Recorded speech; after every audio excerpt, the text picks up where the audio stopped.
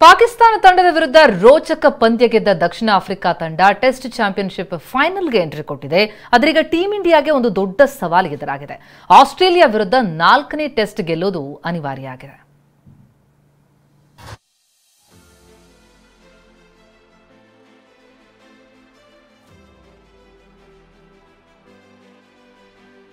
ಪಾಕ್ ವಿರುದ್ಧ ಗೆದ್ದು ಫೈನಲ್ಗೆ ಎಂಟ್ರಿ ಕೊಟ್ಟ ದಕ್ಷಿಣ ಆಫ್ರಿಕಾ. ಫೈನಲ್ಗಾಗಿ ಮೆಲ್ಬೋರ್ನ್ ಟೆಸ್ಟ್ ಗೆಲ್ಲಲೇಬೇಕು ಭಾರತ. ವಿಶ್ವ ಟೆಸ್ಟ್ ಚಾಂಪಿಯನ್ಶಿಪ್ ಫೈನಲ್ಗೆ ಮೊದಲ ತಂಡವಾಗಿ ದಕ್ಷಿಣ ಆಫ್ರಿಕಾ ಪ್ರವೇಶ ಪಡೆದಿದೆ. ತವರಿನಲ್ಲಿ ಪಾಕಿಸ್ತಾನ ವಿರುದ್ಧದ 2 ಪಂದ್ಯಗಳ ಟೆಸ್ಟ್ ಸರಣಿಯ ಮೊದಲ ಪಂದ್ಯದಲ್ಲಿ 2 ವಿಕೆಟ್ಗಳ ಗೆಲುವು ಸಾಧಿಸಿದೆ. ದಕ್ಷಿಣ ಆಫ್ರಿಕಾ ಚೊಚ್ಚಲ ಬಾರಿಗೆ ವಿಶ್ವ ಟೆಸ್ಟ್ ಚಾಂಪಿಯನ್ಶಿಪ್ ಫೈನಲ್ ಪ್ರವೇಶಿಸಿತು.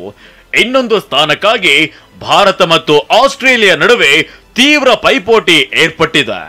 ಫೈನಲ್ ಪಂದ್ಯ ಜೂನ್ 11ರಿಂದ 15ರ ತನಕ ಲಂಡನ್ನ ಲಾರ್ಡ್ಸ್ ನಲ್ಲಿ ನಡೆಯಲಿದೆ. ಭಾರತದ ಫೈನಲ್ ಕನಸು ನನಸಾಗಬೇಕಾದ್ರೆ ಆಸ್ಟ್ರೇಲಿಯಾ ವಿರುದ್ಧದ ಸರಣಿಯಲ್ಲಿ ಭಾರತದ ಗೆಲುವು ಅನಿವಾರ್ಯವಾಗಿದೆ. ಆಸ್ಟ್ರೇಲಿಯಾ ಮಣಿಸುವ ಒತ್ತಡದಲ್ಲಿ ಟೀಂ ಇಂಡಿಯಾ. ರೋಹಿತ್ ಶರ್ಮಾ ನೇತೃತ್ವದ ಟೀಂ ಇಂಡಿಯಾಗೆ ಏಕಾಂಗಿಯಾಗಿ ಫೈನಲ್ ತಲುಪಲು ಆಸ್ಟ್ರೇಲಿಯಾ ಸರಣಿ ಏಕೈಕ ಅವಕಾಶವಾಗಿದೆ.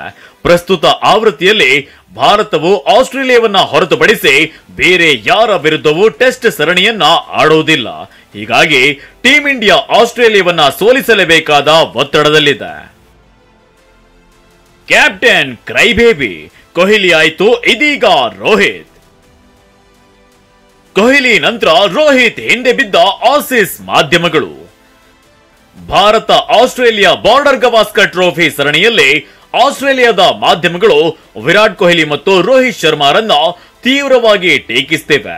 ಕೊಹ್ಲಿಯನ್ನ ಜೋಕರ್ ಅಂತ ಕರೆದು ಗೇಲಿ ಮಾಡಿದ್ದ ಆಸೀಸ್ ಮಾಧ್ಯಮಗಳು ಇದೀಗ ರೋಹಿತ್ ಅವರನ್ನ ಕ್ಯಾಪ್ಟನ್ ಕ್ರೈಬೇಬಿ ಅಂತ ಹೀಗೆಳೆದಿವೆ.